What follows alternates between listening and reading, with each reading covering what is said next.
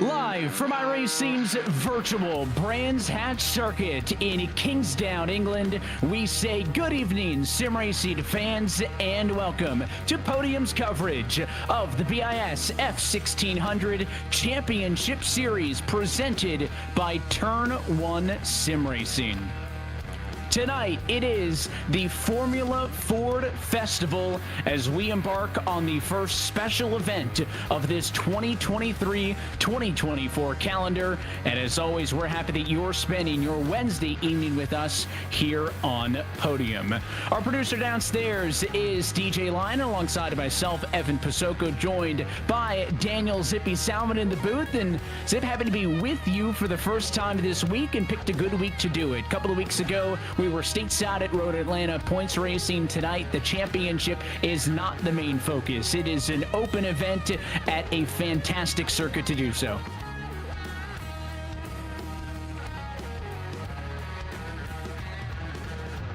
Okay, so we're going to take a quick look at the race format here. We'll just get that popped up on screen. Perfect. So we've got a 20-minute qualifying now. They're part of the way through that. Race 1, just 15 minutes. Race 2 is 15 minutes as well. But then race 3, things get extra spicy. The top 10 finishing for race 2 get inverted for race 3. So certainly an extra tactics being played there. There is no required pit stop, certainly with a 15-minute window, I should hope not. Fixed setups is a test 100% of driver skill. Standing starts, and there is a spare car available. Let's be real, accidents do happen. And 12 incident points before a penalty, 17 will get you a DQ.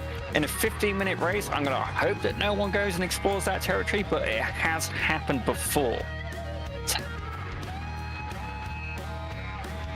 Yeah, we'll see if they're able to play nice over the course of this afternoon's 3 feature races. As I mentioned, it is the first non-points race of the calendar, so while we will go racing for 6 points rounds this season, 2 of them are non-championship races. Of course, that includes here tonight for the Formula Ford Festival at Brands Hatch. We'll go open racing a little bit later on this year as well, when we go and race at Bathurst for King of the Mountain on February the 7th. But the format for these special event races is the same as it is for all of the other ones. And again, we go across the Atlantic and head to Brands Hatch, specifically tonight racing on the Indy circuit, 1.208 miles in length. This racetrack clocks in with 7 turns, 6 maybe, depends on who you ask. That's the beauty of motor racing, is everybody's got an opinion on it. But this racetrack includes a lot of elevation changes, some sweeping corners, and I think, Zippy, that's going to be something that will present these drivers a unique challenge that admittedly isn't too dissimilar to some of the features at Road Atlanta.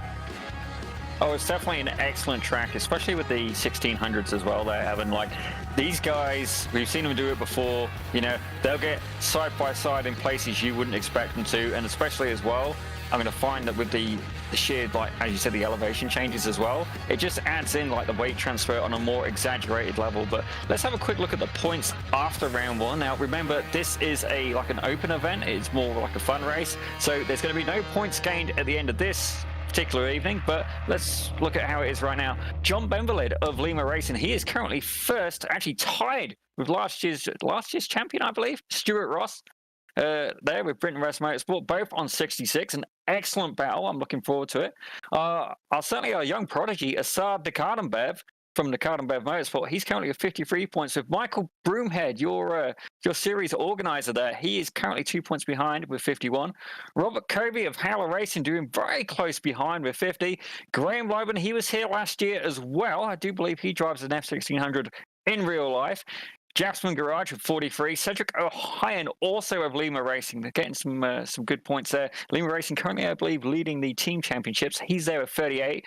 Connor Janatea, CC Motorsports, and Clovis Gerard, CC Motorsports, 38 and 33 respectively. And then Nick Horvath coming up in 10th with 33 as well. Some close battles going on after round 1. But remember, guys, this is a non-point scoring evening. We're going to have to wait until the next race before we start seeing some changes. And Nikadabev, notably the highest finisher that didn't get a race win in week one, so it's good to see his consistency come through. Of course, tonight's coverage of the BiS F1600 Championship Series brought to you by Turn 1 Sim Racing, where champions are born. Come race with us, proud presenting sponsor of tonight's coverage all season long. And if you want to be a part of the action, scan the QR code on your screen, and you can join the BiS Discord and get yourself in on the action. Again, this is one of 2 open non-points events this season, so scan the QR code and get in. There is plenty of racing. We're not wrapping up this season until mid-March, so there are plenty of opportunities here on Wednesdays. As we now bring you live to qualifying coverage, that 20-minute qualifying session, just a little bit over halfway through as Connor Janateus is off and into the sand on the exit of turn number 1. Open qualifying session, as many as 30 laps can be put down. They're not going to top out that number, so really as many opportunities as they want to try to get a fast lap into qualifying. Right now, fastest on the board, the number 5 of Alex Ellis with a 4.809 for the top spot.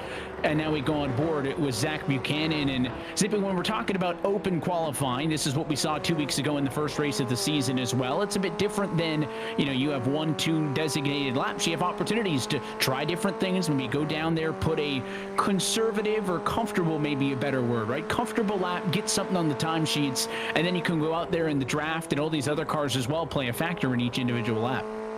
Oh, absolutely there, Evan. The draft is such a huge difference with these cars. I mean, I know it doesn't look like much, but certainly it is influential. But the tires on these as well, they take a little bit of time to warm up. And even if you can get a good draft, you need to be behind somebody who is setting a somewhat similar pace. You need to stay behind them. As we see here, that little part of the track, you can actually get away with a surprising amount. You'd think it was an off track, but no, it's all green there. But I find as well, exit speed is a crucial one for this. There's a little bit of a slide there from Buchanan. Exit speed is crucial to this, especially in a lower momentum car. You've got to be gentle on the controls. You can't just absolutely pound on the thing. You've got to have smooth, precise inputs. Buchanan second on the speed charts is going to start his next flying lap, trying to chase down a slight deficit of about 1/10 of a second to Alex Ellis at the top of the board. We have, looks like a total of 20 cars so far with the time down in qualifying, and you saw all those close moments where these cars are getting loose. Of course, the defining characteristics of these F1600s compared to other similar junior cars is the fact that, well, it doesn't have a wing on it. So, the lack of downforce to pair with these 1.6-liter engines means that these cars require a little bit greater care through the corners than their winged counterparts, and that's why I think you'll see drivers being a little bit trepid getting onto the throttle throughout, is you do have to take care of them all the way throughout. As we jump on board with the 312 of Mark Boyd. Mark Boyd, he Auto Eclectic Motorsport there. He actually he runs in another series as well. Very capable driver. He does race in real life. Talented man behind the wheel. He's a good individual as well. He's really supportive. And I'm expecting Boyd to be pretty quick, even though this isn't his usual roundhouse. He's used to dancing on the limits of grip, and I'm certainly as well. I find he's quite quick. Definitely, he's got pace, but having pace alone isn't going to be enough. I mean, where these cars, they tend to be such close battles as well. I mean, you don't see the field spread out as much. It tends to be close wheel-to-wheel racing that you've got used to seeing here at the F1600s. I think racecraft's going to be a bigger part of it. If you, not only that, you need to keep the car clean, keep it out of the woods, and in this case, the tire barrier as well. Attrition is a thing here. He's at the tail end of the lap as he comes through the Clark curve and heads to the Brabham straight. His lap time will come to a close 49.552, so unable to improve. Boyd's quickest still a 48.742. Not a lot of movement late in this qualifying session, but with about 5 minutes and change as that clock top left ticks and ticks away. Still plenty of opportunities for drivers to try to put one more fast lap in, and Stewart Ross loses it. First corner on track. Paddock Hill Bend catches the P4 car, and this lap not going to be a new fast one for the driver of the 67. As you can see, kind of takes a deep breath, stretches a little bit, and locks back in. He'll complete this lap and maybe go for a flyer the next time by. He is, I think, last year's champion, I believe. Certainly, it was definitely close. Stewart Ross has been very dominant in these F1600s. He regularly shows up and he regularly takes podiums. I mean, just at the last event as well, he is getting a very familiar spot of being on the top steps. Certainly top step, second step, third step. He's usually hanging around up there, but certainly I don't know if he's going to be able to improve. We're going to find out shortly. If I look at the timing right now, it's not looking like he's on a flyer, but still remains to be seen. He's got time for another couple of laps. I think really though, he needs a car to draft behind. You know, that's what it takes in these F1600s. You need somebody to punch that big hole in the air for you. And this time he's going to get all the way through the first couple of corners without incident. And to that point, when you talk about an open qualifying session, as we jump back to the 27 car there and go on board with Clovis Gerard, is there any benefit to, if you're not behind somebody, what's the objective of completing the lap, right? I mean, if you're down in the 49s with time to gain, maybe there's enough on a single car run, but how much do you think these top 5, top 10 cars are trying to, you know, leave the pit lane and intentionally trying to get some draft, because without it, there's limited benefit?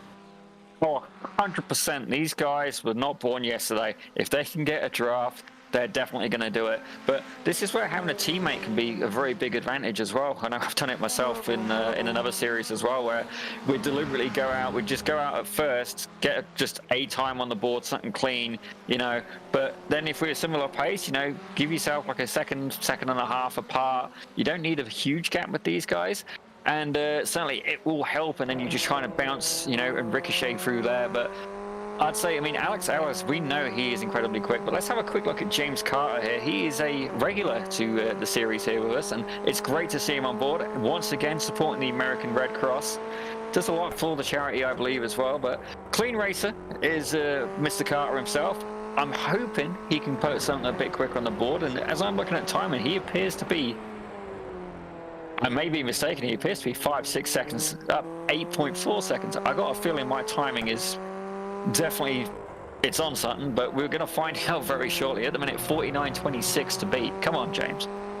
Yeah, that's not even to the best time that he got in practice earlier today. He got a 49.1. If he were to match that, it would still only be good enough for where he tentatively sits, P18 on the grid. Not a lot of drafting help out the front either. Well up the road is Richard Swindells, who is, I don't know, getting much of a tow, if any, but he'll come around the final corner. Carter, can he improve on a 49.26? He does. He'll go 49.03 and lose it off into turn one. He finished his fast lap. He did improve by 0.2 of a second, but it does not improve his position. He'll stay P18 as we are now closing in on 90 seconds to go in this open qualifier.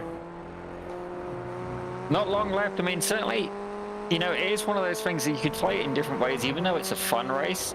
Like, how do you want to play it? Like, Evan, right? I don't know about yourself. I know, like, I don't think road's normally your forte, and that's okay. You know, I can't drive oval. Well, not competitively. I can get around a couple of corners, but certainly, you know, there's different tactics you can take. I mean, myself, attrition's how I gain most of my positions, but in a fun race where there's no points scored, you know what? I think I'm going for all or nothing. How about you, Evan? What's going to be your tactic for this kind of event?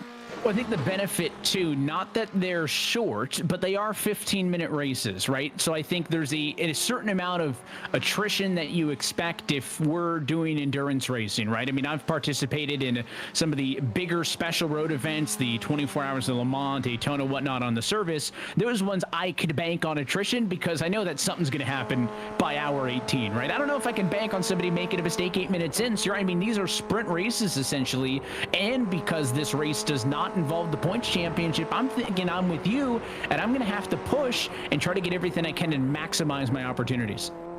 Oh, absolutely. Like, the elbows are going to be out as we see Broomhead having a little bit of a flash, like a decent flash. I don't mean like an inappropriate one.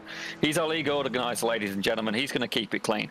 But certainly, you know, he's got pace here today in the F1600s. I'm pretty proud of him, to be honest. He's currently third.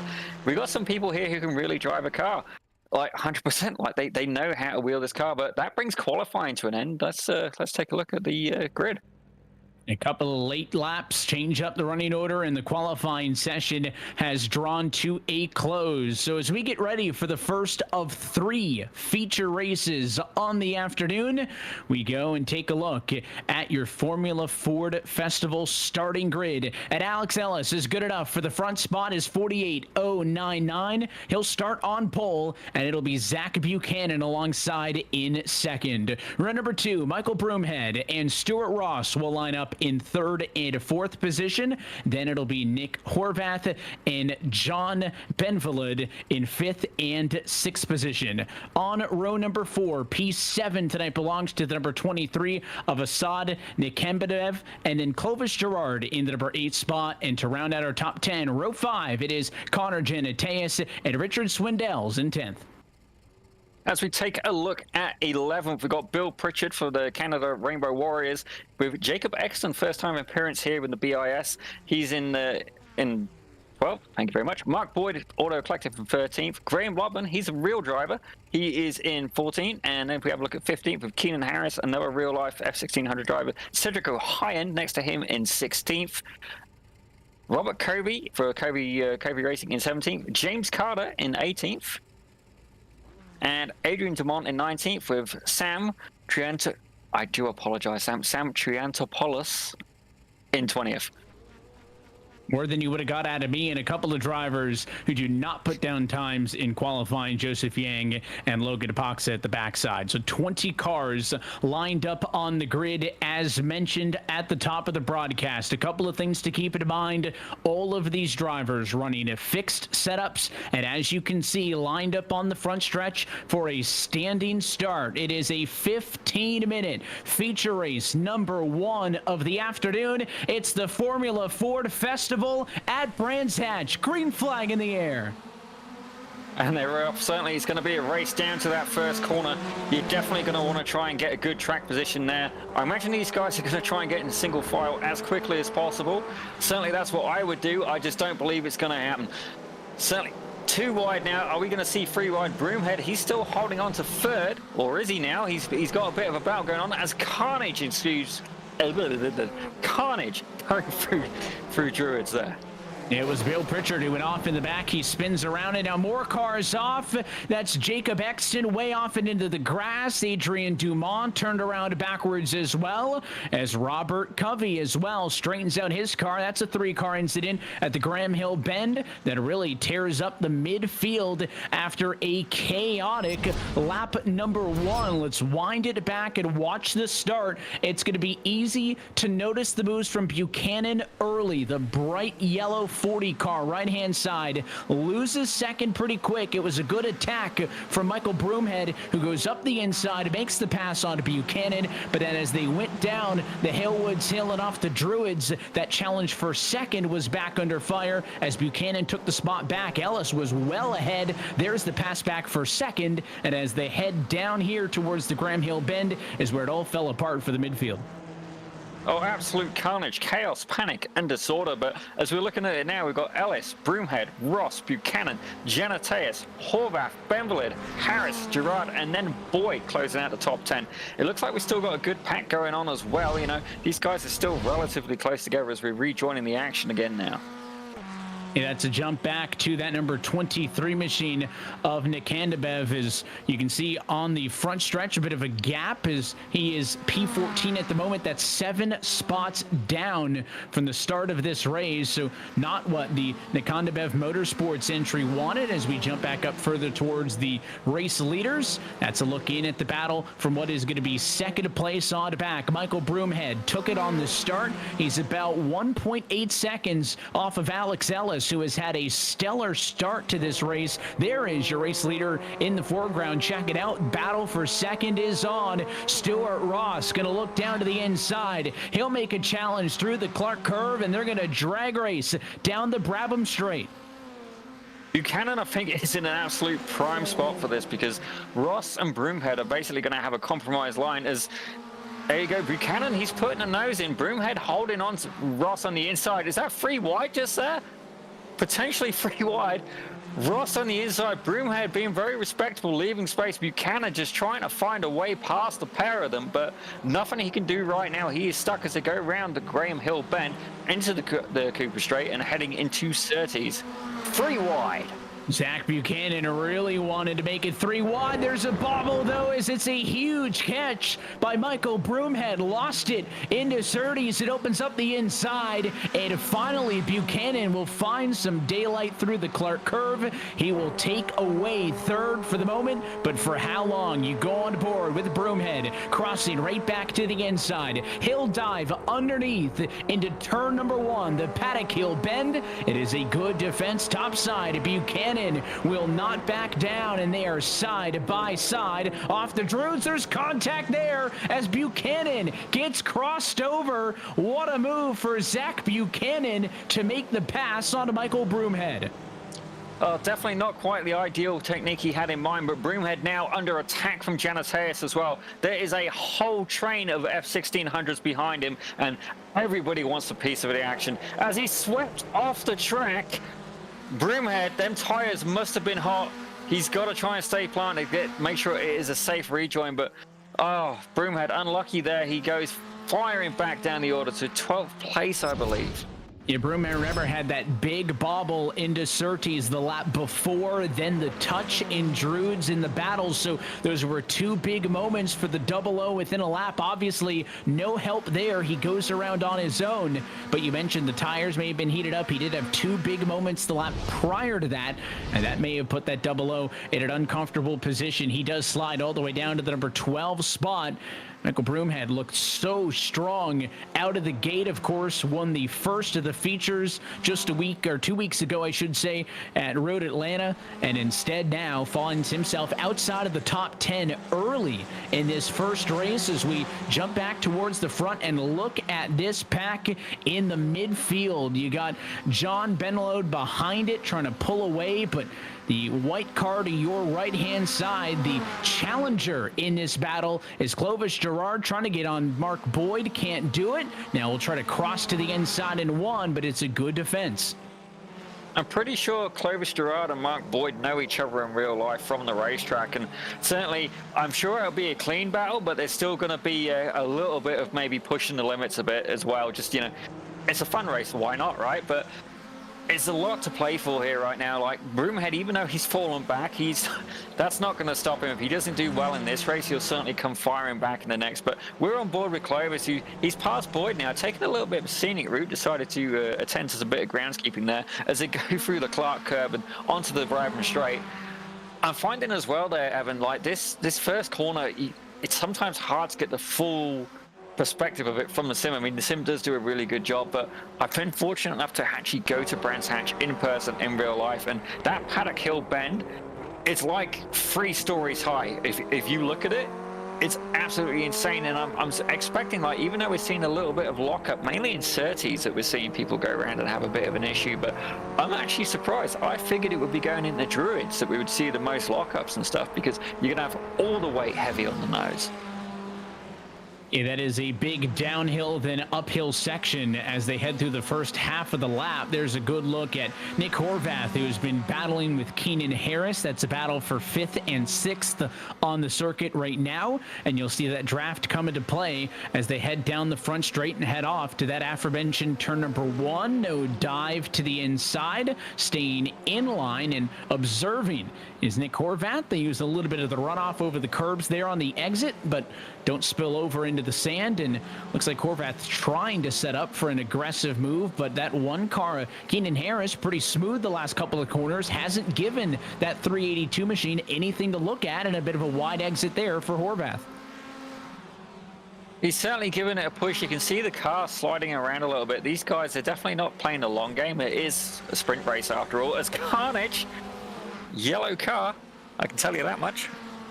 Zach Buchanan, he has had a little bit of a whoops here. Wow, from second spot, he was running pretty comfortably in P2, and now you can see the mess of cars that he has found himself in, so the spin will cost Buchanan a ton. Let's wind it back and see what happened to the 40.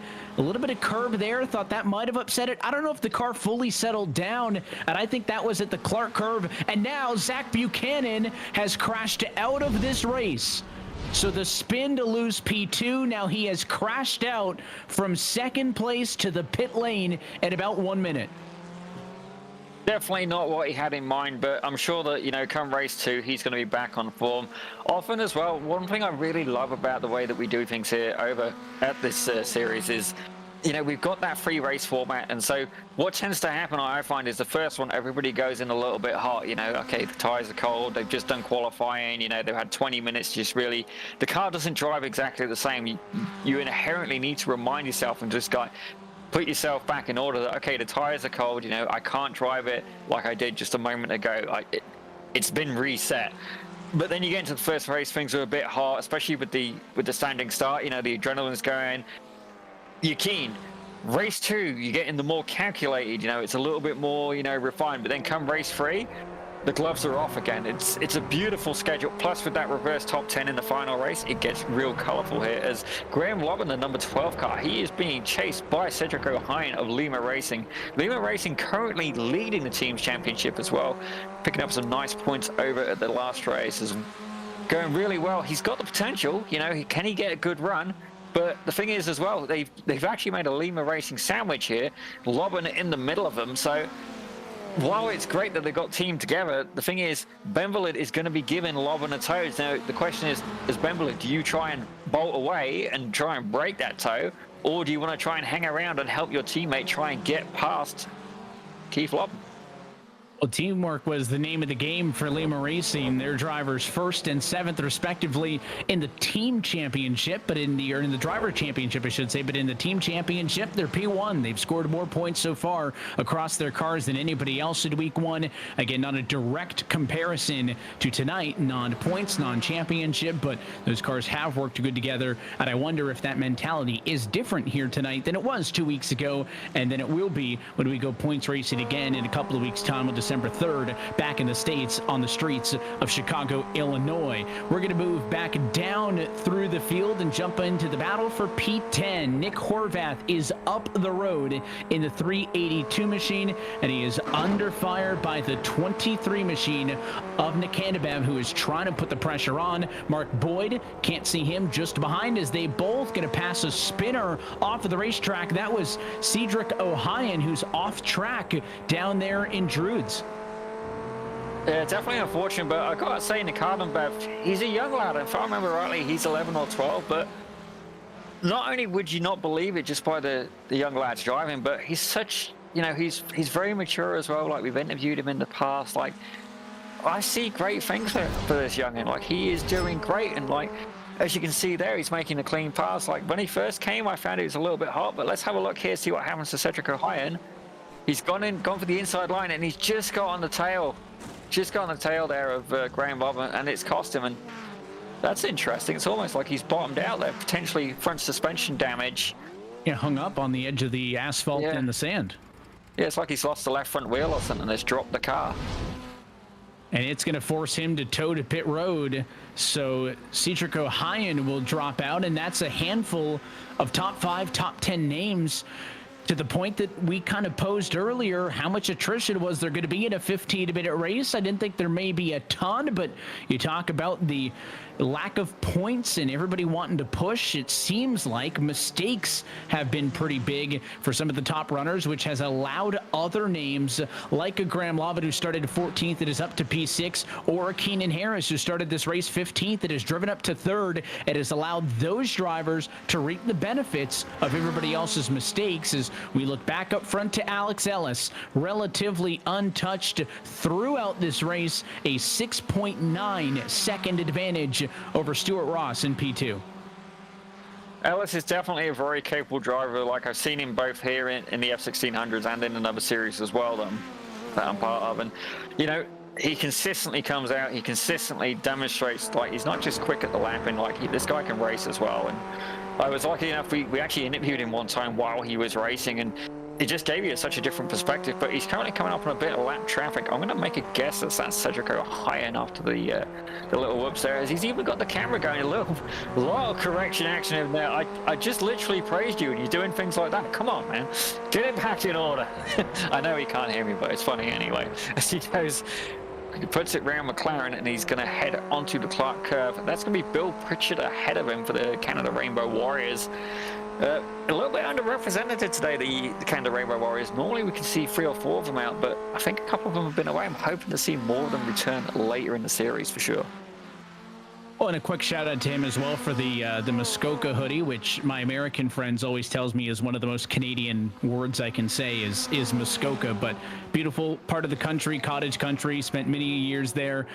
Summer camp back in the day, so beautiful part of the country. So the road element may be out of my element, but fellow Canadian references, I can jump on board with that any day of the week here. The 44 machine is the next driver on the move, and again, we've seen Genetius pick up 5 spots throughout this race. It's been a steady march forward. Can it be a 6th? Closing in on Keenan Harris. This is the battle for 3rd and 4th position. The clock closing in on 1 minute remaining. If Genetius is going to make the move, he's going to have to do it in this next lap as they head back to the front straight. Oh, he is definitely going to try.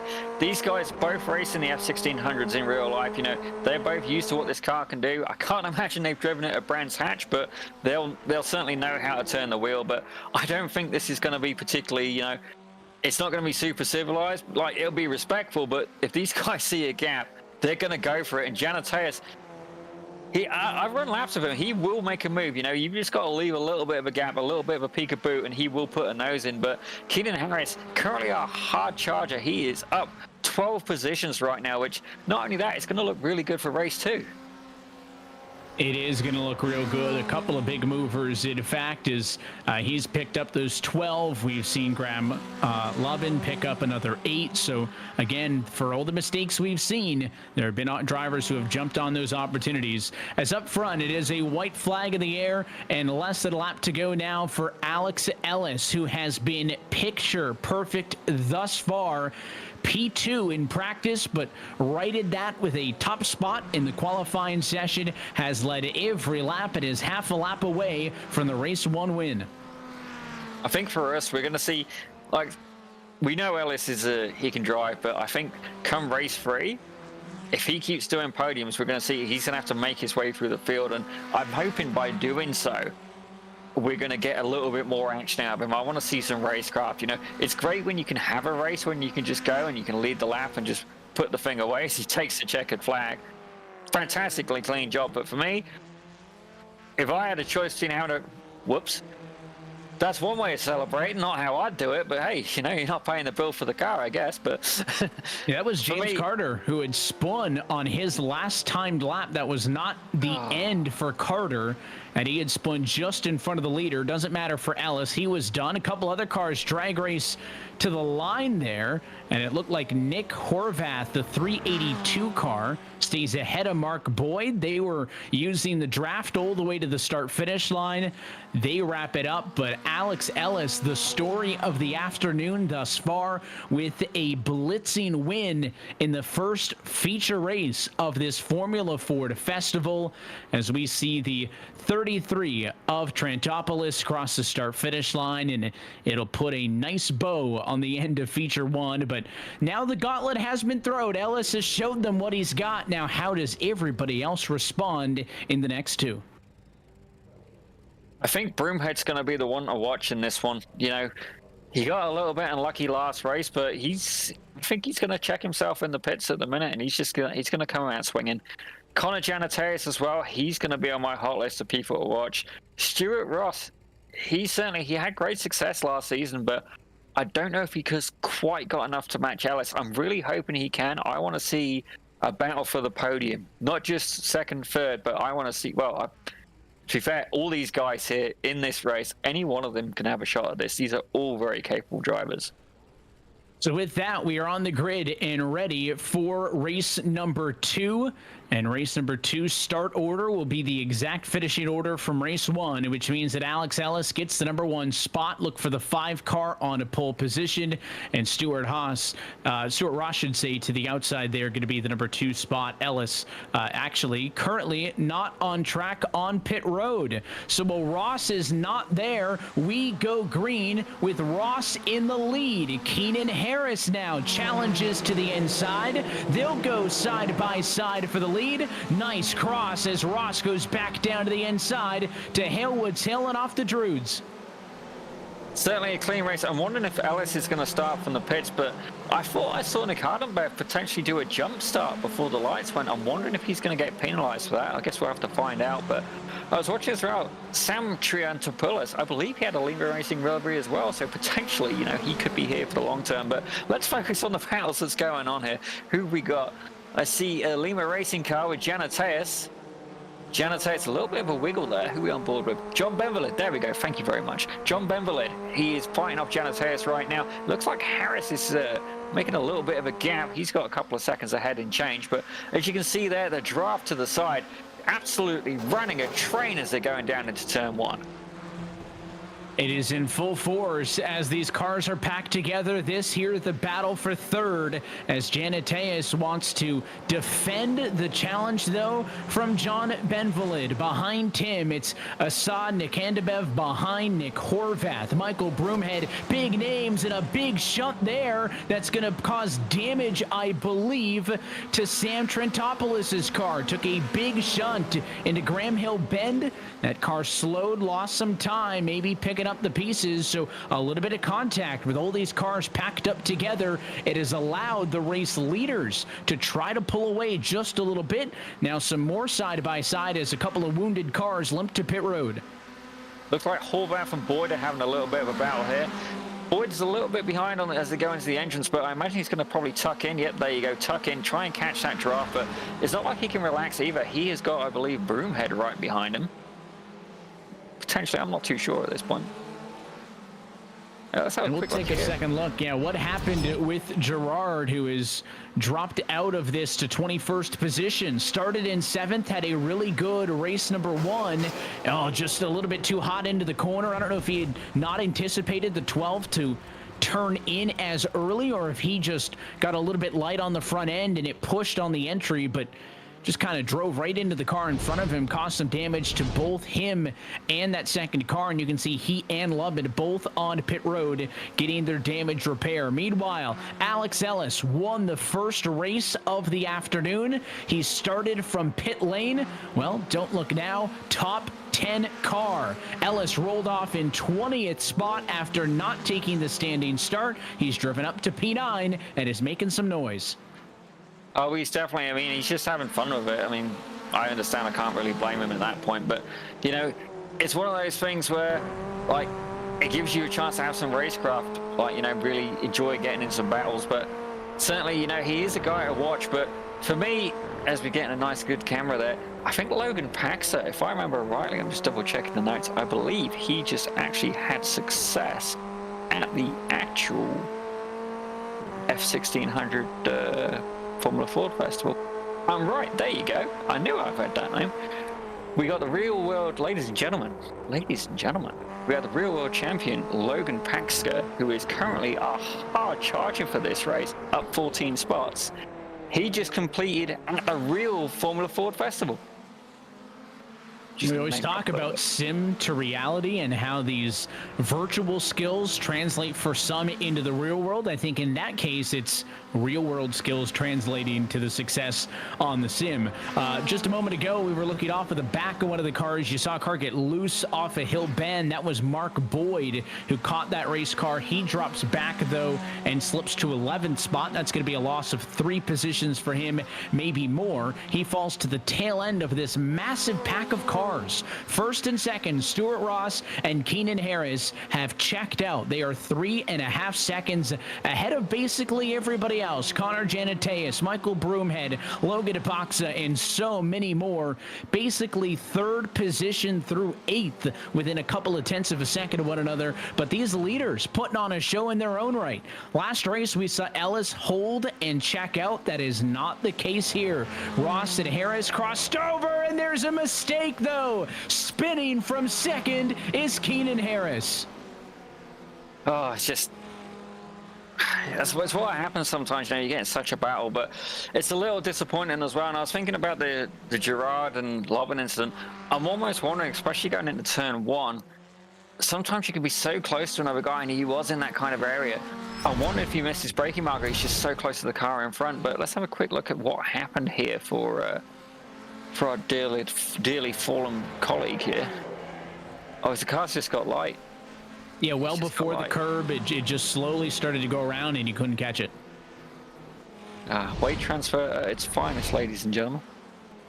So that's a tough break for Harris, who we were just complimenting how well he was applying pressure to Stewart Ross. Instead, that's a mistake headed into Surtees will drop him down to 12th position. So it is a big loss for Harris, and another spinner.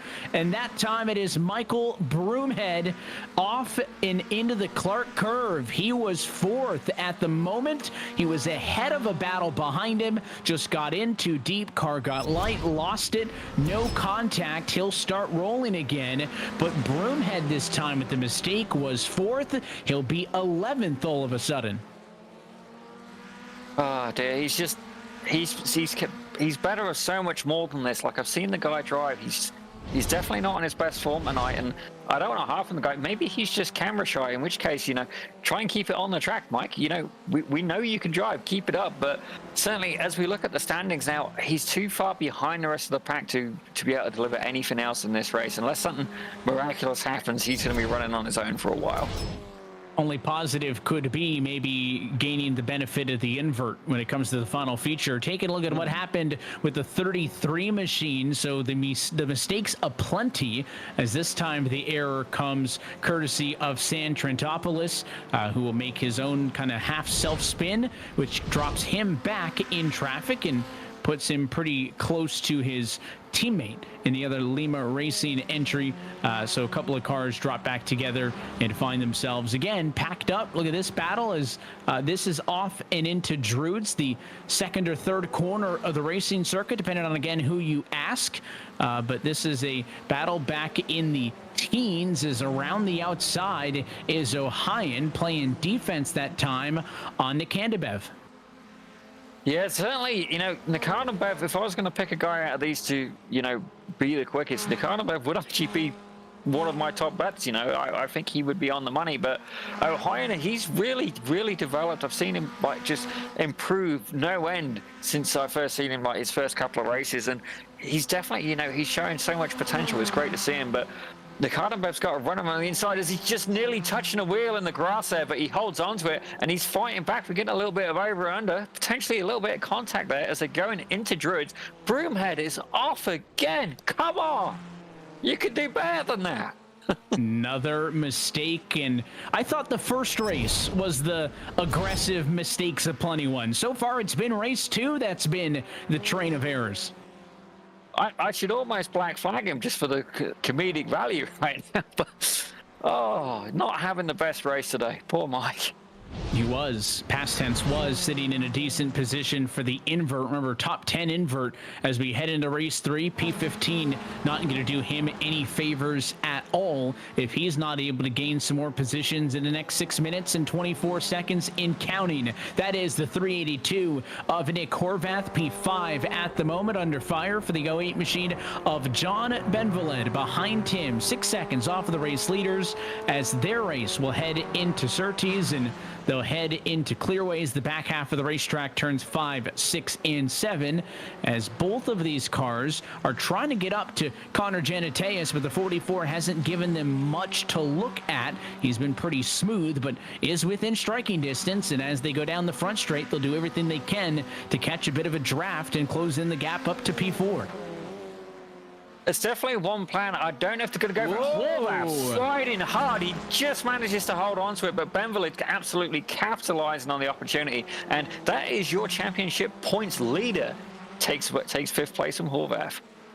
Big slide from Horvath and a fantastic job to save the car. You wonder, did he get a toe off the car in front? That might have meant that car was a couple of, miles an hour quicker than he was anticipating into the corner, or what happened there. And Horvath continues to struggle now as he continues to fall down the leaderboard. So Horvath, I think, heated those tires. And again, more mistakes. This time a replay of what happened to the 88 of Adrien Dumont. He drops off of the lead lap to P15 after his own. So I think the single car spins has to be in the double digits at this point for this race. It's definitely, we're seeing a few of them today, but I know a lot of the guys who start adjusting the brake bias and stuff like that. It's one of well, it is pretty much the only thing you can change because it is a fixed setup race, but the brake bias you can play with. And certainly, if the front end keeps getting light under braking, potentially moving a little bit back could be beneficial for stability. It's one of them things that comes down to driver preference, excuse me, I'll spit it out eventually, as we see O'Hyan having a little bit of a wiggle there, and I believe that's Robert Covey right behind him. He's got a bit of a battle on his hands. I believe he is trying to defend from Michael Broomhead. Am I reading this right? Yeah, Broomhead is trying to close the gap. It's about a 2.5 second difference as you go on board there with Robert Covey in the onboard shot as well. In the bottom right-hand corner, you can see the hand drop down off of the wheel as he shifts through the gears, and they head back down the Brabham Straight for the 13th lap in the books, and they kick off lap 14 of this race. I think his focus more so up the road, right? He can see O'Hyan right in front of him, and it's the Candabev who's a little bit further on up the road. But again, the challenge you don't see is that the person who refuses to go away in this race, Broomhead and Clovis Girard, closing in to the backside of Covey, trying to get to him. There is Girard just behind, trying to make it a battle as you've got about 3-4 cars fighting in the midfield. It's good when you get a few of them bunched together, because it doesn't even matter what lap you're on at that point. You can have like a good battle. Like, these guys are not going to pull off too much. I've seen it looks like some people are saying that they're lapped. I think Clovis Girard may actually be a couple laps down at this point. But you know what? It's a fun race. Just enjoy it. Get into it and have some fun. Like, sometimes a lap car isn't necessarily a slow car. It just means they've had something to go sideways. As we see this battle here going on between Buchanan and Horvath. A little bit of a slide going on between the pair of them. But I find the F1600, you can actually really slide the car a little bit, but it will only put up with so much. You can only get away with a little bit. The tires do generate a bit of heat, and then after so long, the teddies are out the pram and you are off the racetrack. And here's going to be an opportunity here for Buchanan, looking to the inside and going underneath Horvath as they head off to the Paddock Hill bend. A little bit of curb on the exit, slight wiggle for the 40, but no crossover. Horvath unable to go for the over-under, which we've seen so many times tonight. Still a little bit loose on the exit there with Zach Buchanan. It's going to mean that while he does complete the pass, Horvath will not drop back. Now he's way off into the grass on the run off there. Didn't get into the thick stuff though. It pulls it back on track. So I think that's about 110% at Zach Buchanan those couple of corners to complete that move. Oh, they're definitely trying, and it looks like it's put Horvath back a little bit off the tail now, but certainly the draft is going to help all the way through Clark Curve and then down the Brabham Straight as well. Alex Ellis is also starting to make a move as well, but he's chasing, well, he's in third right now, but he's certainly chasing down Ross, and certainly Pasca as well. Yeah, this is a three-way fight for the lead right now, but there's only a minute and a half left to go. I don't know if he's going to be able to catch up, but if he does, you'll see it here on podium. It was a few laps ago in which Logan Paxa made the pass for the lead on Stewart Ross, who had led the majority of laps in this race. Paxa started 20th on the grid all the way at the back, no more than about 14 minutes ago. He's made his charge to the front. The other driver trying to complete that charge to the front, the third car in line of Alex Ellis, who won the first heat race, started from the pit lane to roll off at the back of the field, has also closed in, but is about 1.8 seconds back. Ellis's last lap of 48.246. It was a 48.115 for Paxas, so Ellis going to need some more right now at this pace, not going to get there in time, and it appears without a mistake that it's Logan Paxas' race to lose inside of 60 seconds. I'm hoping he can keep it together. Like, he did get really unlucky in that first race, but currently for best lap, he's setting the pace right now for 47.9. I mean, we know Ellis is quick, but he's not managed to beat him yet. As he goes, Logan Paxas takes the white flag right now. He's just got to hold on. Like, I don't know if you're much of a music fan yourself, Evan, but right now, countdown, final countdown. My apologies. Final countdown by Europe is playing in my head if I'm driving that car. And I don't know if that's a good thing or a bad thing, if he feels the pressure, or is it to Jaws music coming from behind. He's just got to get through one more clean lap. The good news is he's got a few clean corners up the road. James Carter, the next car, will not be a factor, and you can see the clean racetrack up the road from Logan Paxas. So from 20th position, Stewart Ross was so good for so long in this second feature, but when it comes down to it, the 64 of Logan Paxas is going to win race number 2 at Brands Hatch. Ross leads the most laps, hangs on for second. Ellis able to bounce back for third, as the rest of your top 10 single file down the front straight. Yeah, it's definitely been a really colorful, interesting race. You know, we've had a few spicy moments to get into, but like, I think it... Ow, I just bit my tongue. I think it's going to be even spicier for race number 3. Looks like Horvath actually just managed to get the 10th spot, and Nakano have got him at the end. So this is going to be good for that final race. That invert grid is going to throw in a huge curveball. And I certainly, when I've raced with these guys before, I've almost deliberately tried to get, if I was racing, I've tried to get nearer to that 10th spot just to give me an advantage for the last one. But they're going into a warm-up now, and I've got a feeling we're going to have a quick commercial break. Let's talk results. Yeah, and let's talk through what we've seen in these first twos. Remember, for the start of this second race, we just took the finishing order from the first one to act as the grid, but in the end, it was Logan Paxas who takes home the race win. That final margin of victory, 1.3 seconds over Stewart Ross, who to that point had been the aggressor in the dominating car and all of that. And then race 1 winner Alex Ellis is good enough to come home in third. Janateus and Benelode inside of your top 5 finishers. You got Zach Buchanan and Mark Boyd, Jacob Exton, Assad Nakandabev, and Cedric Ohayon round through those drivers on the left-hand side in your top 10. We got Robert Kobe there in 11th, with Broomhead miraculously managing to recover to 12. Bill Pritchard from Canada Racing League, Canada Rainbow Warriors, same people, in 13th, with Horvath there in 14th as well. Swindles, first time seeing him in the F1600s. He's there in 15th with Harris in 16th. Triantopoulos, I think I got that pretty good that time, in 17th, with Clovis Gerard having a couple lucky incident in 18th. And James Carter in 19th, with DeMont in 20th. So let's look at top to bottom at your finishing results. Again, the graphic may say constellation of results. That's simply just how the sessions have to be structured on the service in order for us to get these 3 races. But that was the result of race number 2. And although this isn't a direct comparison to Road Atlanta 2 weeks ago, Zippy, the one thing I want to mention, again, this is the non-points event. It is the Formula Ford Festival.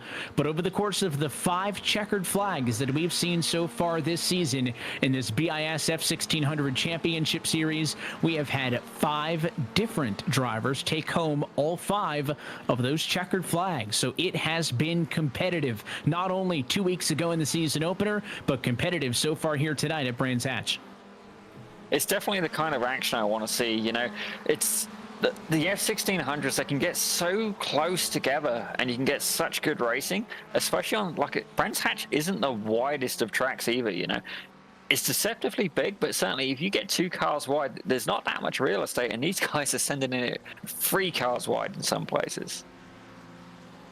We have seen almost too many over-unders to count on one hand into turn number 1. The consistent moves where somebody will make a dive to the inside of the racetrack and the defending car will acknowledge that, lift a little bit early, and then go for the crossover. The big run down the hill, obviously, as they use the Hillwoods Hill to their advantage, is beneficial, but the action has been great. I admittedly had not anticipated all of those, unforced errors to be as big of a story, but to my own admission, I did mention off at the top, of course, the thing that makes these F1600s stand out so much more compared to, similar cars in their kind of class category and where you see these things racing around the world is the fact that they don't have the wings on them, and that takes away a lot of the downforce. And not that you necessarily have to tiptoe them around, but those mistakes can kind of jump out and get you a lot quicker. It doesn't necessarily have to happen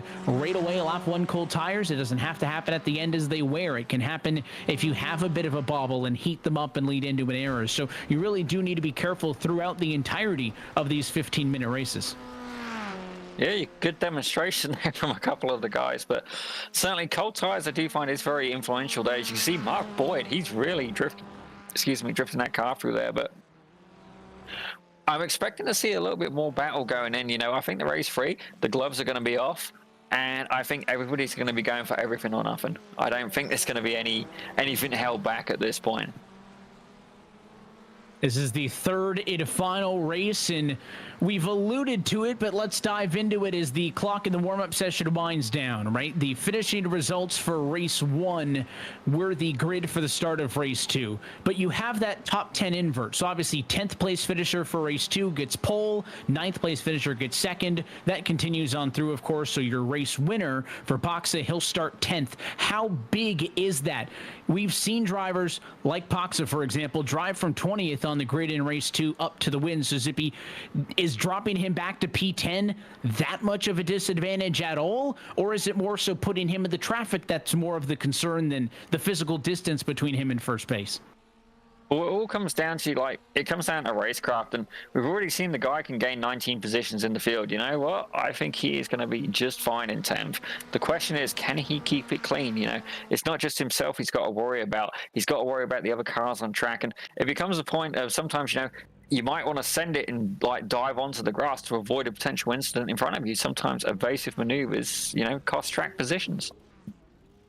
So with that, cars are headed to the grid. We take a look at your starting grid brought to you by Turn 1 Sim Racing, where champions are born. Courtesy of the invert, it is Cedric Ohayon, 10th to 1st. It will start on the front row alongside Asad Nakatebev in second. Jacob Exton, Mark Boyd will start from row number 2 in 3rd and 4th, with Zach Buchanan and John Bendeled in 5th and 6th. Connor Geneteus and Alex Ellis will start on row 4 in 7th and 8th position, with your top 2 from race 2, Stewart Ross and Logan Apoxa on row 5. And we're going to very quickly try and smash through the grid, but the race start is coming, so please forgive us for that as the lights are going up. And the rest of the order will scroll through at the bottom of your screen, but third and final race of the afternoon is green. We are racing one final time here in England. Big run to the outside. Good on the accelerator, and the challenge comes 3 wide for the top spot. Spinner, look out in front of traffic. It's Jacob Exton who spins around. More cars off into the grass. Zach Buchanan involved, and so is Connor Geneteus. I did say there was going to go all or nothing, and as soon as I saw him 3 wide into turn 1, I just waited for the carnage, and you bet these guys delivered. Horvath rejoins, and I think that was Geneteus that goes and gets really familiar with his rear end of that car. Looks like Buchanan's shooting around there as well. Let's take a quick look back and see what happened. It's a blistering start for the top 3. They are essentially 3 wide off and into turn number 1, and it's going to be the throttle up from the middle car on exit where all of this falls apart. The leaders go through, no contact, but right there, that spin, and it just starts to collect the other race cars, and 3 of them total end up involved. And then we saw the second incident down here as they raced through Druids. The spin there for Nick Horvath. He rejoined a little bit dangerously, pulled in front of Janateus and Buchanan, who had already had spins in their own right. There was additional contact there, and it was a sloppy lap for those 3 drivers, at least 3 of which we've talked quite good about so far tonight because they had some positive results. Well, I'm just taking a look. Logan Paxson and Alex Ellis, they seem to have absolutely capitalized it. It's like taking candy from a baby at this point. Currently sitting second and third, so O'Hayan has got to try and hold off these 2 race winners. But Asad Nakanabev, he's in the mix as well. Horvath run live now, but Horvath and Broomhead having a bit of a collision there.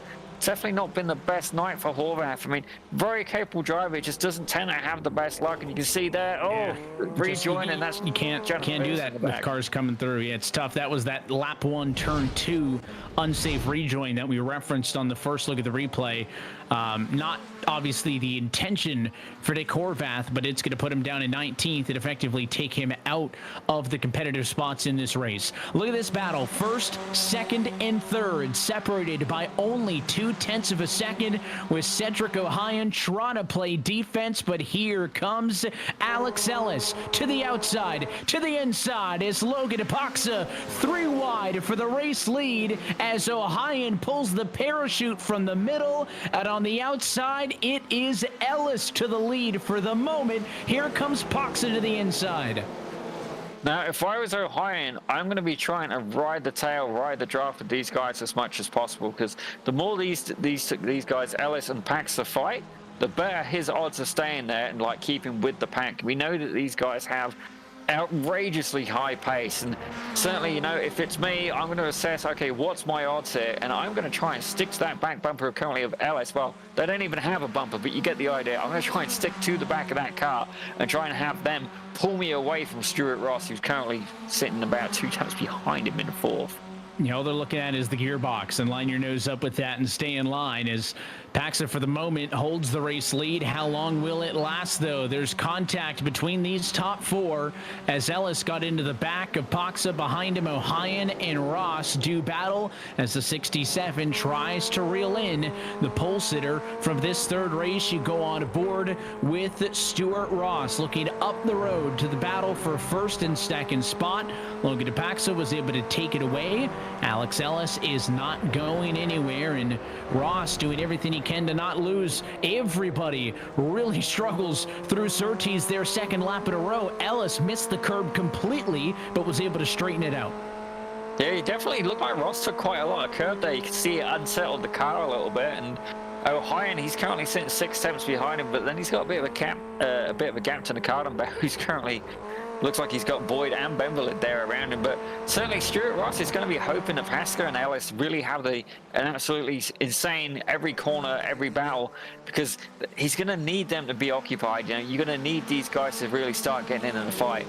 You definitely want to try and stay with the draft as much as possible. He's had a little bit of a connection issue there, but as you can see, he's using all of the track there through Graham Hill Bend, and that way help him maintain that momentum, maintain that exit speed.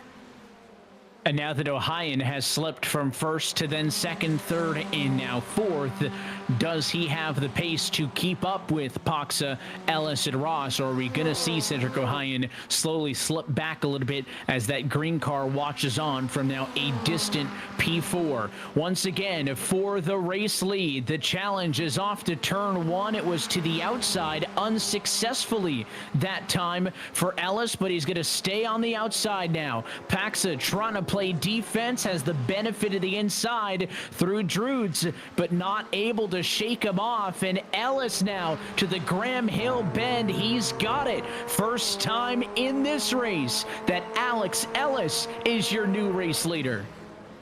Oh, you say that now. I don't think this battle's over yet. You can see that Stewart Ross, he really gained out of them going side by side. A little bit of a wiggle there from Ellis, so Paxton takes the inside. Stewart Ross, he's out again. Damn it, I bit my tongue again. How did I manage that? He's right up the inside, and he's trying to go 3 wide, but these guys are wide to it. He's trying to have a sniff, and they're basically taking the dinner off the table. Axa on the inside, gain the advantage of the bobble from Ellis through the Clark curve, but they do not give anything. They are wheel to wheel in the battle for the lead, about 3 corners straight, and Paxa gets it for the moment. Late dive down to the inside in the Graham Hill bend now for Alex Ellis. He tries to challenge back. Here comes Stewart Ross from third. Can he take advantage of the aggressive racing for the drivers in the top 2? He can't there. He'll continue to watch on from third, but it is a swap now for the top spot on the podium. Paxa takes it back from Ellis. How long does this last, though? Ellis already looking back to the outside to Paddock Hill. Definitely a really brave place to make a pass. Like, I feel nervous going through that corner on a good day, but Druids, I find, offers a bit more passing opportunity. But at the minute, Ross keeps getting the overspeed, but these guys are just not leaving him any space, any opportunity. Like, the real estate isn't there. He's got the checks cleared, the mortgage is ready to go, you know, finances in place, and he just isn't able to put an offer in on that top spot. Underwriting can be such a difficult part of the process. That's what he's stuck in now. And here's the cross back down to the inside for Pax. I mean, it is a master class between these two. And I know Stewart Ross wants to get in on the action, but where is the room to insert a third car? They are maybe a half a foot off of each other as they head to one, maybe a slight balk there as Ellis sidestep to the outside. Oh, they finally touch. Paxa and Ellis get together. The 5 spins into the sand, and it was so good for so long, but no longer. Finally, they touch, and that thin margin was overstepped. Ellis takes the fall. Oh, it was only a matter of time, but these guys were definitely giving us the show, and it was a negligible touch. I mean, they're literally wheel to wheel on a different closer intimacy there, but you know, I don't think there'll be any hard feelings between these two guys. It was just a racing incident, but now we get to see, can Ross make a move on Pasca? Yeah, with Ellis out, it opens up an opportunity for Stewart Ross to be the aggressor, but the challenge is now, was Ross able to challenge because Paxa was so preoccupied in the battle with Ellis? Or is it because Stewart Ross has got the race speed to win this one? Ross has finished second place in both races so far tonight. He does not want to be the bridesmaid again, but a couple of good corners opens the advantage for race leader Logan Paxa to about a half a second. As you can see, Mark Boyd span, and it looks like Broomhead, he's got caught in it again. Poor guy. Was that Broomhead? I'm hoping it was. No, Broomhead's still all right, but Joseph Yang, I think, was the one behind there. Oh, okay, all right. We like Joseph. His first start, yeah, he didn't start in the first 2, so maybe caught us off guard by getting on track, but not what Joseph was looking for. Well, fun fact. There we go, Mark Boyd. You just see he's caught up. A few people got caught out there. 46, yeah, of Joseph Yang.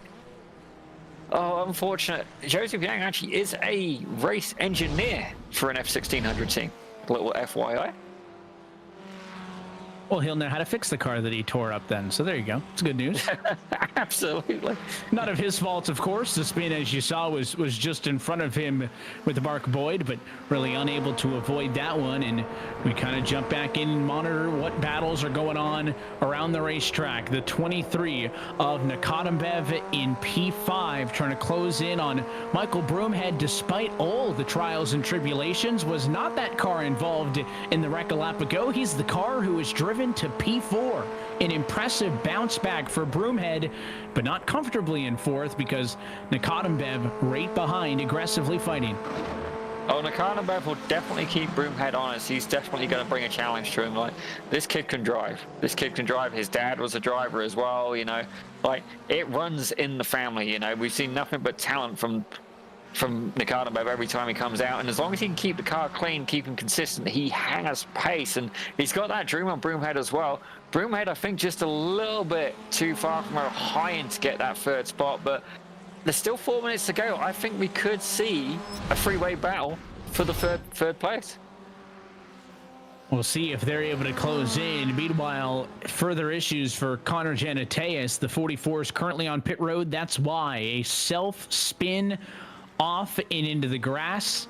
Tough break for Mateus, who somebody else has been pretty consistent tonight, fourth in both of the features so far. Again, he and Ross, the only two drivers, actually one of three, because John Benvelad also finished in the exact same position in the first race and the second race. So the only two, or I guess I should say only three drivers who can stake that claim.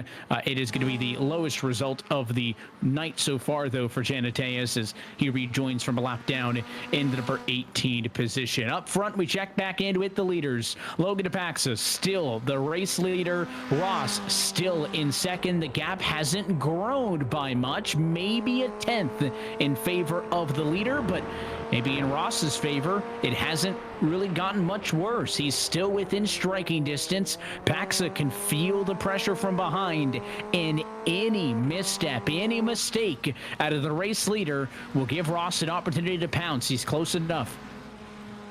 Well, not only that, I'm wondering if there's going to be lap traffic going, like, interfere in the fight, but as I look now, Pasca's got nothing but open sky ahead of him, and you know, it's definitely, you know, lap traffic can add an extra variable to the race, but right now he's got nothing but a clear home straight, and you know, unless we can get a little bit more out of him, you know, this could be a win for him. And don't look now, Alex Ellis back in the fight as well. Just made a pass on Assad Nakatembev, so that's a swap for P5 and 6, and it may not be a battle for all the way up as high as the number 3 spot. Out of a 4-car battle here. Mistake that time on the exit of turn number 1. And they're all going to try to take advantage of Michael Broomhead's misstep, and they all clear the 00.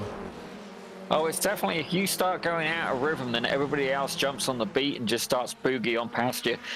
Great example of the train, but he's still got to get past O'Hyan. You know, he's already done it once this race. I'm wondering if he can do it again, but you can see taking like a wider exit there. I think he's going to probably try and go for more of the exit speed here. Take the outside line. We'll see. You know, again, like trying to make a pass into turn 1 is just scary. I mean, he's potentially going to be able to get alongside here, but Nakatembev getting the overspeed behind him. Broomhead having a run as well, as Ellis takes the outside line going through turn 1, and I think he's made it stick. Made it look easy on the top side. What a pass for Ellis, who had been in the lead for much of this race till he spun in that very corner. He's able to get around O'Hyan, so Ellis up to 3rd, O'Hyan down to 4th. That battle now as he tries to hold off Nakatembev. Behind Nakatembev is Michael Broomhead looking to take a spot back. He'll make a late swing to the inside in Surtees and take that spot away. So it is Assad Nakatembev who loses a few positions there. Broomhead jumps up. O'Hyan finds himself 4th. Ellis jumps to 3rd with a minute left on the clock. Likely going to see the white flag the next time by. Definitely. And these guys aren't, the battle isn't done yet, so we've got this great view, absolutely fantastic view from our director here for Michael Broomhead. He's going to try and make a pass on O'Hyan. Now, Druids tends to be one of the best passing spots I find, especially when it goes into Graham Hill Bend. You get the advantage on one corner, and then potentially, you know, you're at the disadvantage on the next if you're going like side by side. But certainly, as they head down the Cooper Straight and into Surtees, I find that's the spot where the car is also very, very light. We've seen a few spins there, but, you know, I wonder if you want to make the tactical pass and just try and tuck behind O'Hyan as long as you can, get the draft going down that front straight as they take the white flag, and potentially make one of them brave daredevil moves into the Paddock Hill Bend. This battle is going to go all the way to the end of the race, as it is a 3-car fight for 4th, 5th, and 6th. Broomhead, not the corner he needed. Slow on exit. Nakatembev makes the pass, jumps up to 5th. They're all still chasing Cedric O'Hyan, who watches on from the number 4 spot. John Benveled closes in from 7th as well. 4 cars, 4 corners left to decide this battle, as up front, Logan Paxa had the invert to kick him to 10th. He'll be the first driver to win multiple races in a single night so far this season. Paxa wins heat race number 3 at Brands Hatch. Ross is 2nd. Ellis is 3rd. Here's the battle for 4th. Side by side of the line, but Cedric O'Hyan hangs on, barely atop Assad Nakatembev for 4th and 5th.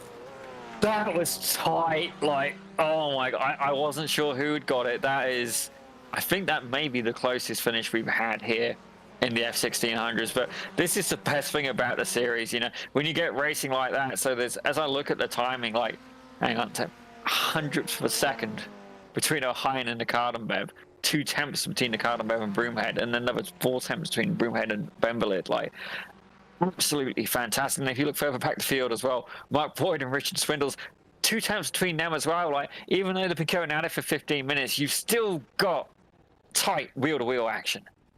Yeah, there are several positions on the field separated by less than a second, including that 1/100th of a second split for fourth and fifth.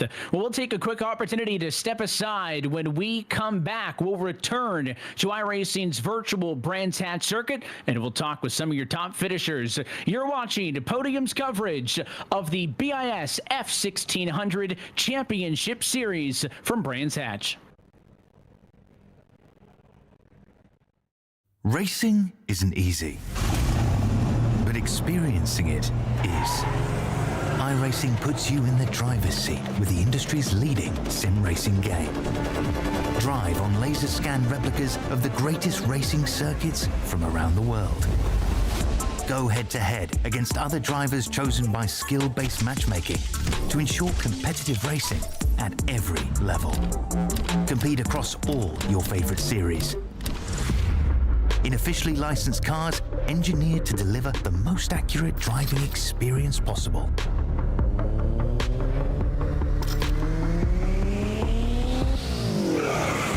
Join a race or host your own with players from across the globe. Race against the computer or in a league with friends.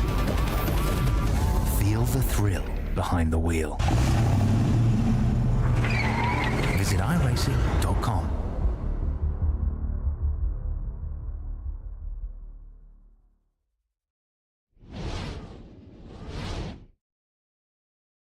Back live from West Kingsdown at iRacing's virtual Brands Hatch circuit as post-race coverage on Podium for the BiS F1600 Championship Series Formula Ford Festival gets underway. We'll talk with some of your top finishers in just a few moments. First, let's take a look at your race results tonight for race number 3. And Logan Apaxa does something that nobody has done before, and that is take multiple race wins in a single night. He wins race 2, and he wins race 3.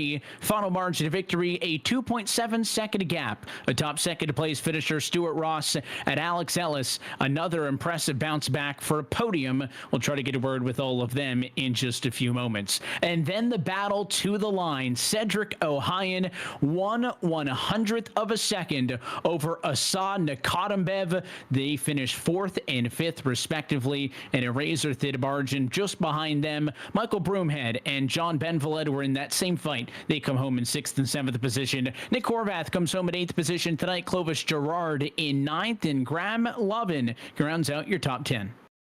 And James Carr, his best result tonight came in 11th, with Mark Boyd following behind him in 12th. Richard Swindles, too, having a really great battle at the end in 13th with, I got it right earlier, Trentopoulos in 14th, with Yang in 15th, Bill Pritchard in 16th, Robert Kobe in 17th, Connor Janitez getting tied up a bit of an unlucky incident in 18th, Exton in 19th, and Harris in 20th.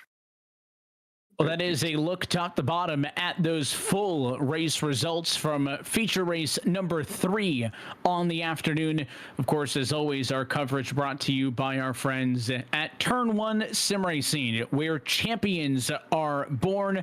Come race with us. Again, big thanks to our friends at Turn 1 for being the presenting sponsor of tonight's action. And if you're enjoying the action and want to get involved, you can scan the QR code on your screen now. Be a part of the action and scan to join the BiS Discord.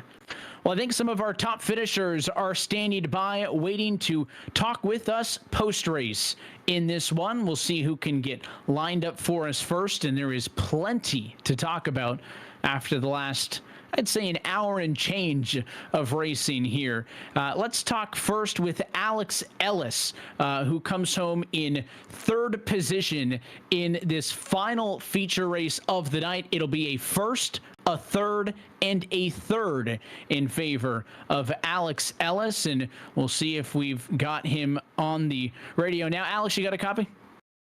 Yep.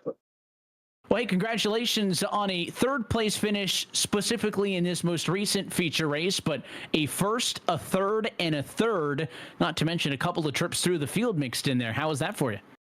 Yeah, it was good. Yeah, just kind of bummed out that the tiny bit of contact in turn one in the third race spun me, because I don't know, usually you can get away with light taps like that without the big consequences. So we were having some really, really good racing, and I was hoping that would continue to the end, but hey, I can't complain. Top three, all three races, so it's pretty good. It was pretty brilliant stuff watching you guys fight for the race lead, especially when you consider the story for much of the night for you, including in that second race when you start from the back, drive all the way through third. Then all of a sudden, we see you in a pretty even battle for the race lead, and it was thrilling to watch. You guys were exchanging inside and outside, corner to corner. How does this track in particular lend itself to some of that racing that we saw to you up front, where you guys can make crossovers and cut in and out on drivers and keep it competitive while also close? Well, so this track and car combo is amazing for racing, because the draft keeps it close. The high speed flowing nature creates a lot of opportunities to basically, if you get someone out of position in one corner, they're going to be out of position for several. So the other thing is, I know Logan has had a lot of experience in this car and at this track recently in real life. And so because of that, I trust him a lot. So we were able to really send it a lot and be side by side really close and have very, very small margins. So I think that made it a lot of fun, because basically the more laps we did, the more comfortable we got. And I think you could really see that in race 3. So it was a lot of fun experimenting with different moves. And then, yeah, race 3, lots of close racing. I was trying to figure out Logan, trying to figure out where he was strong, where he was weak, and where I could set something up just to have a move in my back pocket for the last lap. But then obviously, unfortunately, you had to spin. All in all, you walk away with a podium in every single one, including a checkered flag in that first one. I'd say it's a pretty successful night for you and the satellite racing team. There's lots of action still to go, though, in this BiS F1600 Championship Series. There's more open events like this later this year at Bathurst, but plenty more in between now and then. What else are you looking forward to? I'll definitely be back for the open events, and in the meantime, the BiS Radical Championship, going for the Pro Class Championship there, hopefully. We're looking forward to catching you there next week, and also looking forward to seeing what we see out of you here on this side of things when we go down under later on this year in February. We'll let you get out of here, Alex. Before we do, sponsors and shout-outs, those good folks. It makes it happen for you. Yeah, of course. Thanks, as always, to Satellite Racing, Ellis Engineering, Dr. Dabber, and the key guys, Adam Crane and Simon Lundra. Appreciate you giving us the time post-race, and congratulations on a good night. Thanks a lot, and thanks to you guys as well. That is your third place finisher in feature race number 3 of the afternoon. It is a pretty successful night all around, I would say, for Alex Ellis. Second place in this final race of the night goes to Stewart Ross. Trackside with him is Zippy. Stewart, can you hear us? Yep. Excellent, sir. That must have been a really good race for you once you've seen Pascal and Ellis start having a battle. What was going through your head at that point, being in the third place, trying to chase him down for that podium? I was just kind of hoping that they'd both take each other out and I could, drive by for the win. But, well, Logan took Alex out, I guess, but I couldn't catch him at the end. Well, so, oh well, second place is still good. Yeah, you were certainly giving it a good run for the money. Like, we could see you there. Like, you was getting such overspeed from the draft of the two cars ahead of you. But like, they didn't leave you any real estate. Like, the mortgage papers were signed, everything was ready to go. They just wouldn't let you take a bid. But certainly, I want to ask you.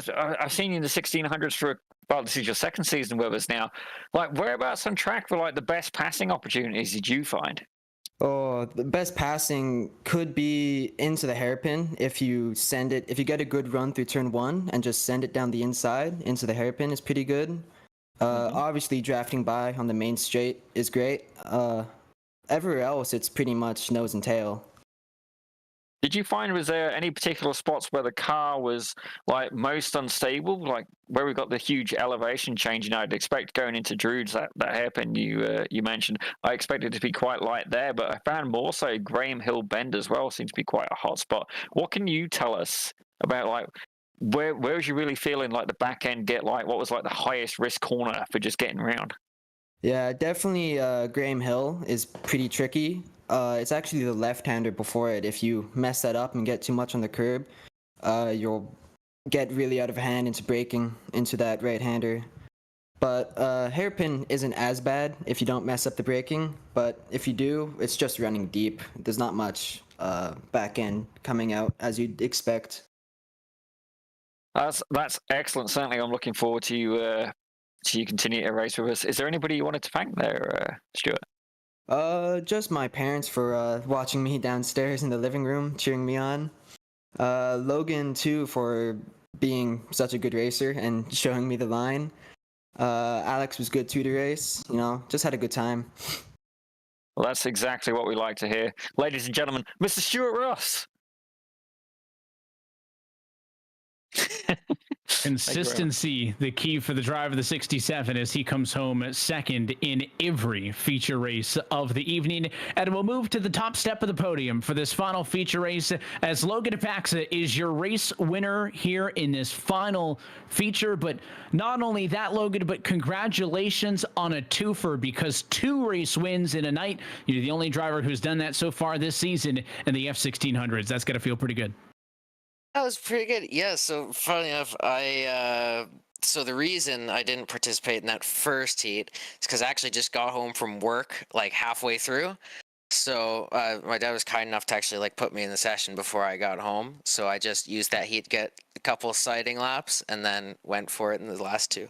But yeah, it was pretty good. Really fun race. Had a ton of fun.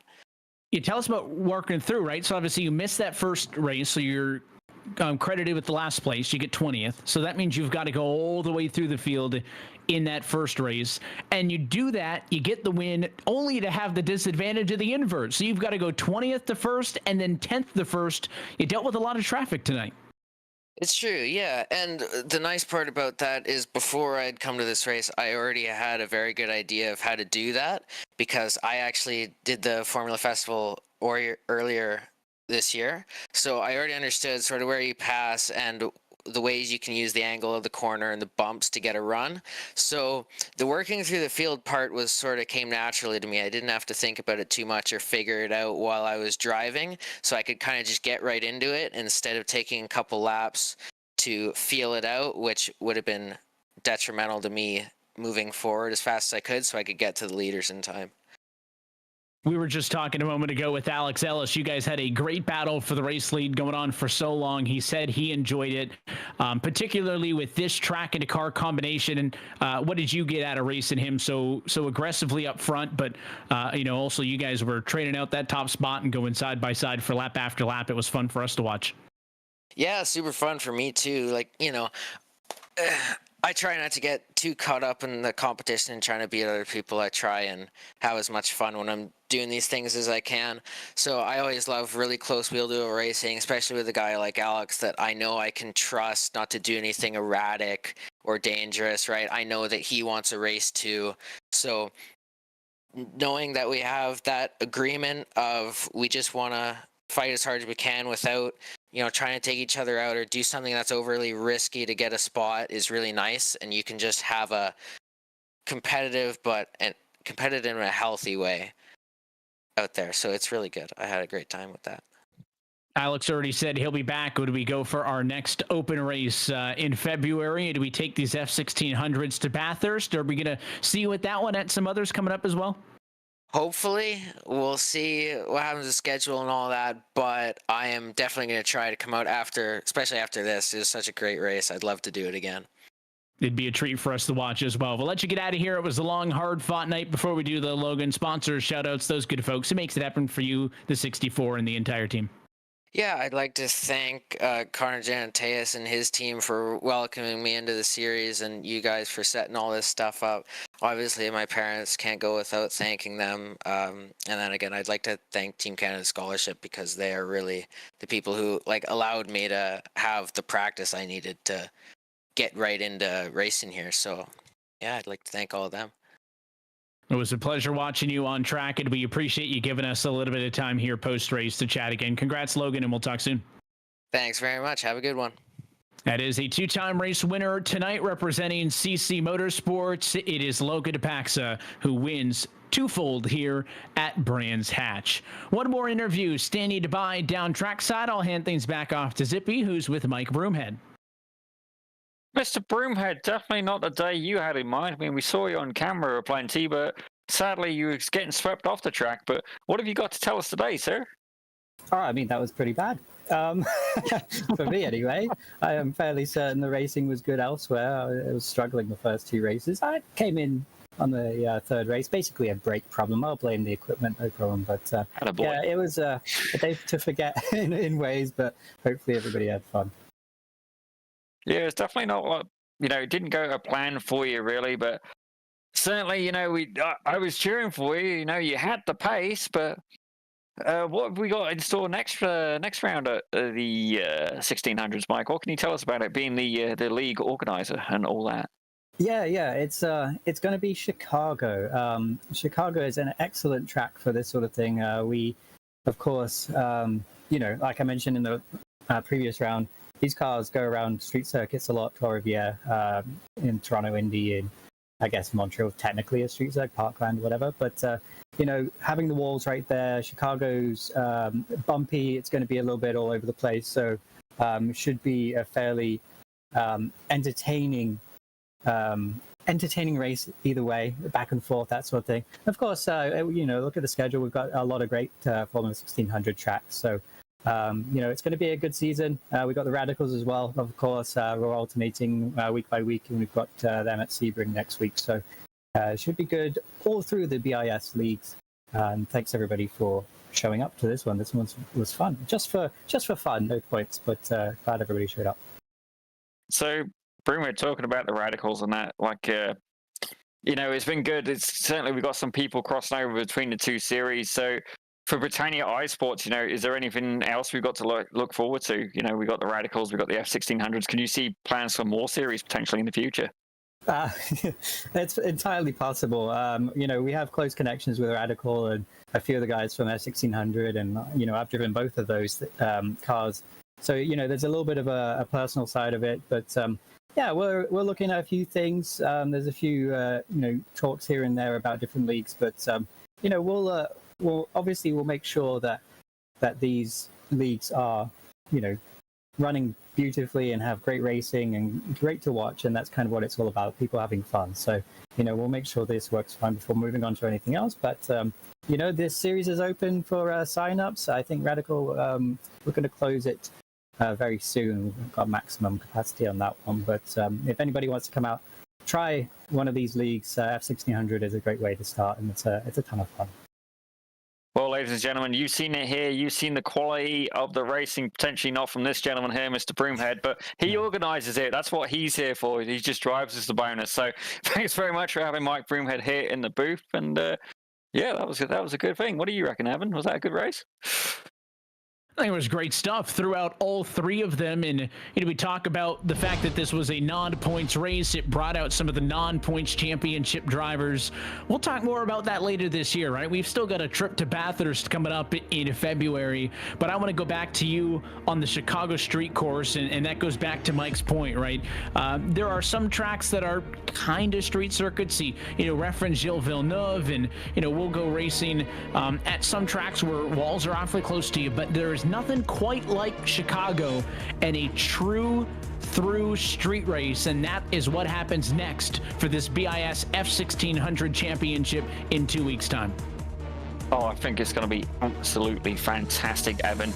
I am a little bit worried about the carnage factor. I do think there's going to be a few people making use of that free car, but I've never personally driven Chicago yet, but I have heard good things about it. It's a street circuit. I'm going to do a couple of laps before. I'll probably show up to the practice sessions, but certainly it'd be good to start seeing the points and especially the team championships as well. Lima Racing currently leading that. There's quite a few battles as well in the driver championship. I'm looking forward to seeing these develop more.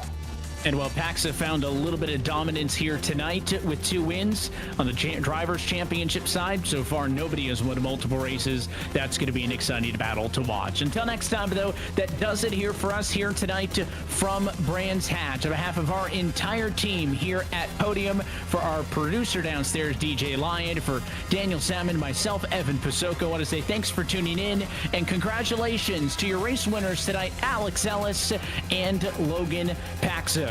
Want to as well wish a happy Thanksgiving to all of our American viewers, and we look forward to when you join us next time. It'll be in 2 weeks' time, coming up in December on the 3rd. That race from the Chicago Street Course, and every race of this BiS F1600 Championship Series can be found exclusively here on Podium. Until next time, good night from Brands Hatch.